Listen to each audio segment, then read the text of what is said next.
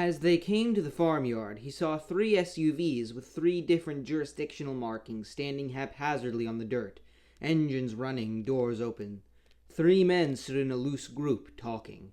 The state trooper probably got stuck on road duty because she was a woman, or maybe she preferred that to dealing with the men.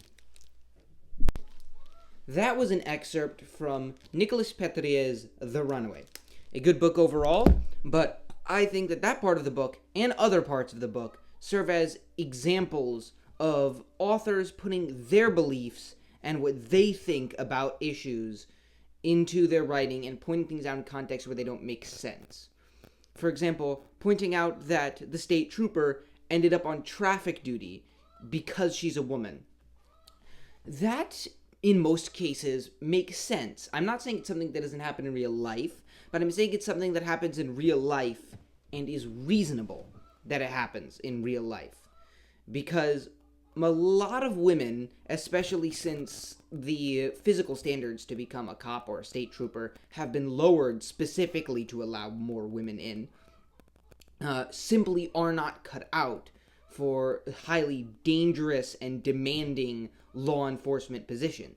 So they're more likely to end up in lower level positions, traffic cops, things like that, when they do go into seriously dangerous situations where they're going up against armed, dangerous, psychotic criminals who are mostly men. It's usually one woman in a team with like 8 men, where it would have otherwise just been 8 men. But they have her along so they can say that they send women to those areas. And you can believe whatever you believe about female cops, yes, female cops, no. Should we send them into dangerous situations? Do they pull their weight? Blah, blah, blah. I think what I think, you think what you think. And I do talk about what I believe about things like this in the broader culture on my podcast on Spotify, which does not really have much to do with this channel, although there is a link to it in the description to this channel. But on this channel, I'm not going to tell you what I think. I'm not going to talk about what I think. I'm not going to try to get you to think what I think. Because that's what I see authors doing. And that's what I don't like in a lot of modern writing. I've seen examples in books that I really, really like. As an author, I really admire Scott Lynch. His skill is immense. His books are very long, but I enjoy them anyways, even though I tend to enjoy books that are closer to 300-ish pages. That's what I'm aiming for with the book I'm writing, because that's my personal preferred range. His are usually closer to 500 or more. If I remember right, Red Seas Over Red Skies was like at or even over 600 or something. I might be wrong. I read it a while ago. But I enjoy it all the way through. I have immense respect for him as a writer. The biggest flaw in his writing that kicks me out of the book, even just a little bit, just dampens the experience even just a little bit because it's so subtle, is how his beliefs and his politics work their way in there, to the extent that I know what he thinks. For example, with characters who are in positions that, such as bodyguards, laborers, jobs that are usually more male, he will have an even split of men and women. Every other time, you run into a male guard, and then after that, a female soldier. And he says men and women for people in situations like that.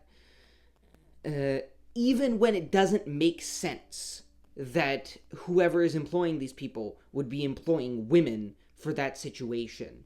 It's not really established in any broader context any good reason why this should be a particularly, in the modern sense, PC sort of fantasy culture, and why it should have so many different employment opportunities for women who, by any realistic measure, shouldn't have the physical capability to keep up with that job, but there they are.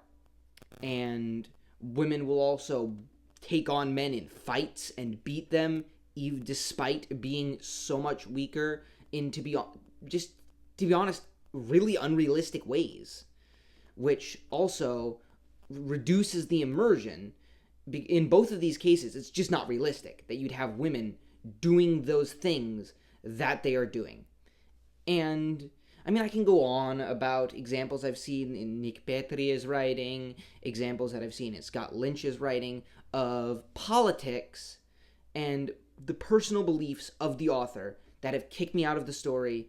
I'm not sure I'd say made me not want to read anymore, but have made it less enjoyable and reduced the immersion. Reminded me that I'm reading a book that was written by an author and that these things aren't happening, which is the truth, but you want to remind the reader of that truth as little as possible. Another example, by the way, The Fix, David Baldacci, not B-book. I was going to say not a bad book, not a good book either, but all right book.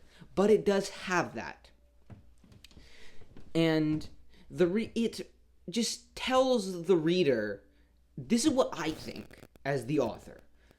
I know from reading their writing that Nick Petria has at least some feminist inklings, that David Baldacci has at least some feminist inklings, that Scott Lynch has at least some feminist inklings. And again, I'm not saying this as an aspersion on feminism. You can go to my podcast, hear me talk about feminism. I'm not giving these examples to cast some aspersion on a specific belief. I'm talking about authors bringing up whatever beliefs they have in general. And it's essentially telling the reader, I think this, and usually what's implied by that is you should think this too. And that usually doesn't work. Probably you out there watching this video have read a book written by an author who did this, and you can think back to it, an author who didn't agree with you, and you saw beliefs that you did not agree with specifically and purposefully pushed in some book that you've read, and you noticed it. Did it change your mind? Did seeing a character do something, profess some belief that was not your belief, make you decide to adopt that belief? Probably not. What it reminded you of is that there is an author out there who doesn't like what you think, who probably doesn't like you, who wants you to come to think like him. And then you see the fingers moving the puppet. Remember that you're reading a book. And then it just feels like somebody's trying to teach you how to think, to sort of subtly manipulate your mind through their writing, when it's really not that subtle. You noticed it, right? And so this just brings a reader out of the story, makes it harder for them to enjoy what the characters are actually doing, because they know that isn't, it is technically the belief of the character, but it's not a belief that came organically out of the character, that spread from their past experiences, or maybe it did if the author's at least a little good about it. It does it at least somewhat well. But you know that those experiences were constructed to make them have this belief that the author agreed with, and that the author wants you as the reader to come to believe. So it just ends up reducing the reader's investment in the story, ends up reducing their investment in the character, in the plot, in the setting, because they know that it's all constructed to get them to think a certain thing. And that's not the point of writing. The point of writing is to write a good story, not to subtly mold the minds of those who read those stories. And yes, you can mold the mind of somebody who reads your book and make it better, but not necessarily by molding their beliefs. At the very least, that should not be your goal.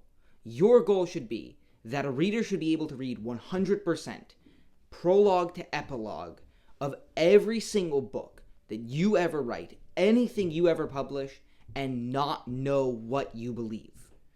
Have absolutely no clue. Because that's not the point of writing. If your goal with writing is to change people's minds, write an essay, not a novel.